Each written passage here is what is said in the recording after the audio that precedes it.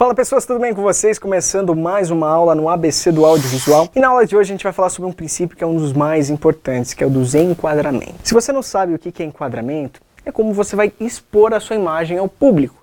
Então como que eu vou passar esse material? Como é que eu vou fazer? Vai ser aberto, fechado? Que tipo de planos a gente tem? Para que a gente usa cada um?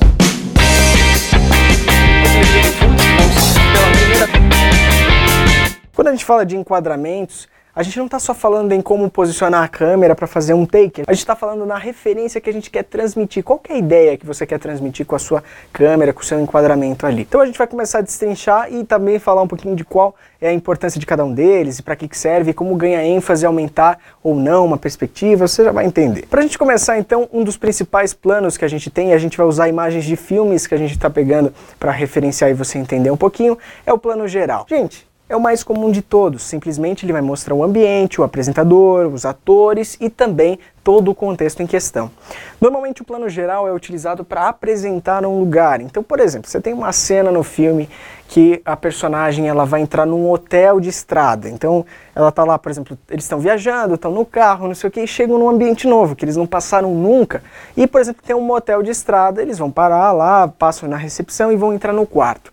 Você pode ter certeza, boa parte dessas cenas que você vê, você vai perceber. A câmera vai estar situada dentro do quarto e vai mostrar eles entrando. Então vai estar, por exemplo, a câmera no fundo do quarto, mostrando o quarto, mostrando o abajur, mostrando a cama em questão.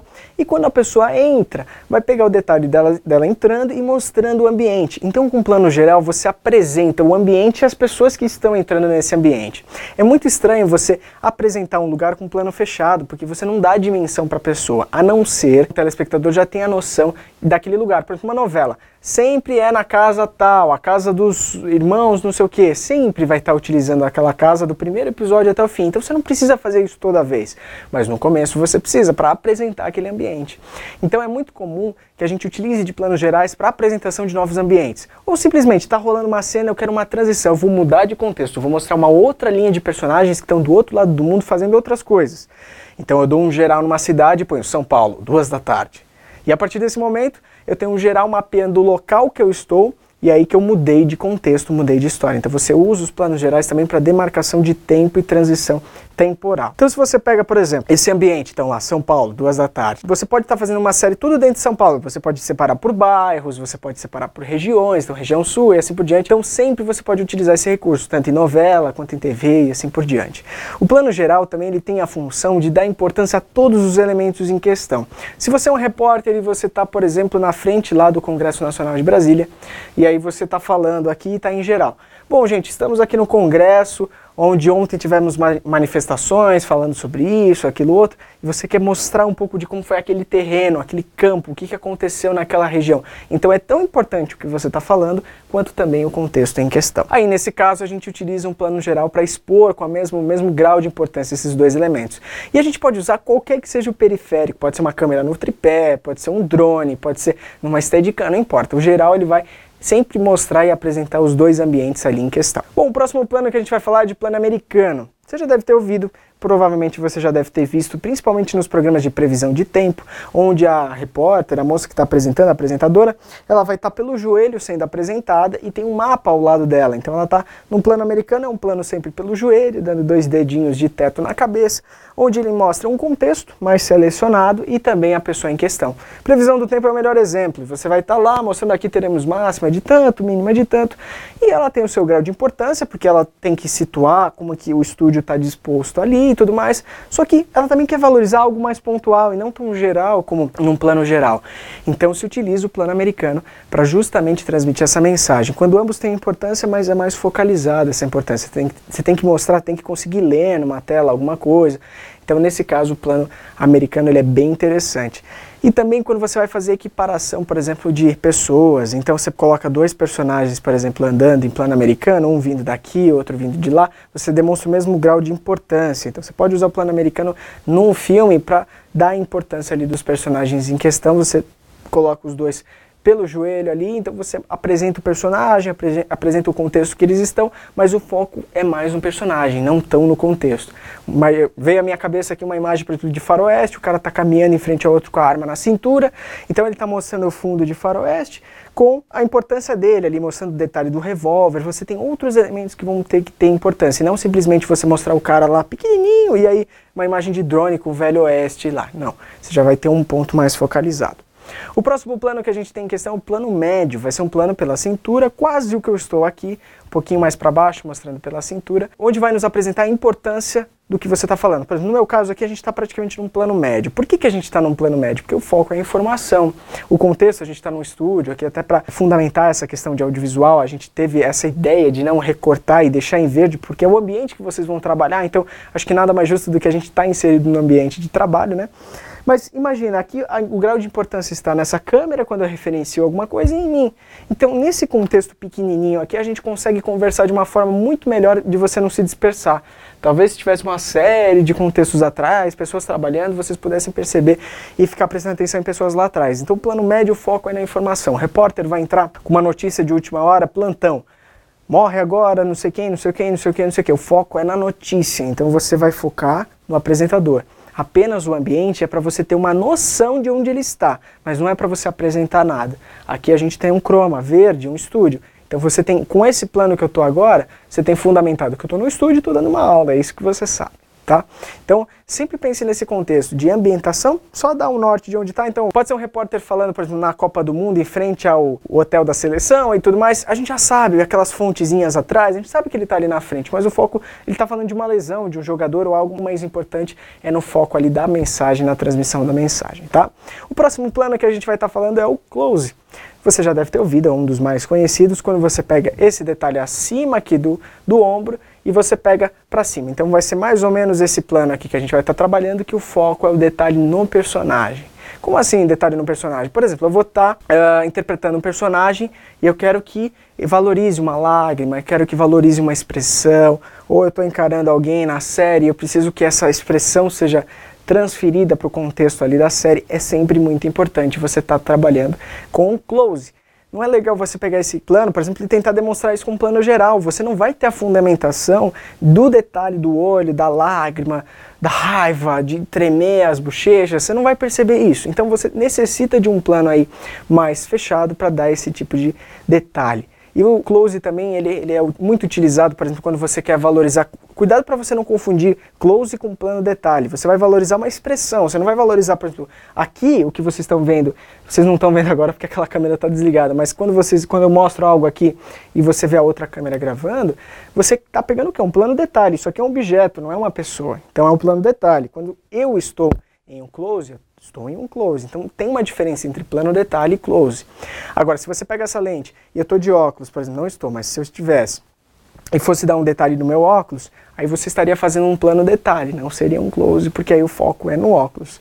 Então sempre que for objeto, plano detalhe. Quando for em mim ou em uma pessoa qualquer, close. Bom, avançando para o próximo item, nós temos um Big Close. O próprio nome já diz, Big Close. É um close mais avançado, onde a gente tem detalhes de olho, testa e boca. O foco é aqui, ó, nessa região, para uma expressão. Por exemplo, o cara está dirigindo tenso no carro e aí você pega só o detalhe do rosto.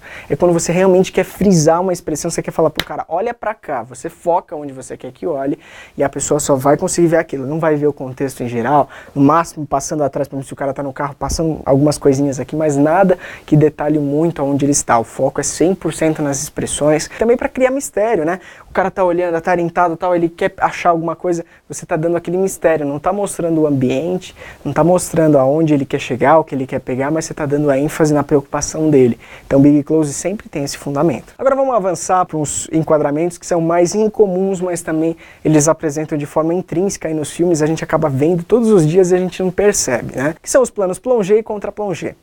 O plongé, ele vai ser sempre de cima para baixo e o contra-plongé de baixo para cima. E eles querem transmitir muitas informações com esses planos.